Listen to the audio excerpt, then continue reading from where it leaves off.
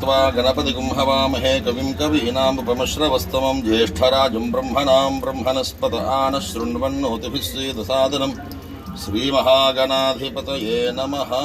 प्रणोद्यतिष्ठद्दशाङ्गुलं पुरुष एवेदकं सर्वं यद्भूतं यच्च भव्यं मुतामृतत्वस्येषानः यदन्नेनातिरोहति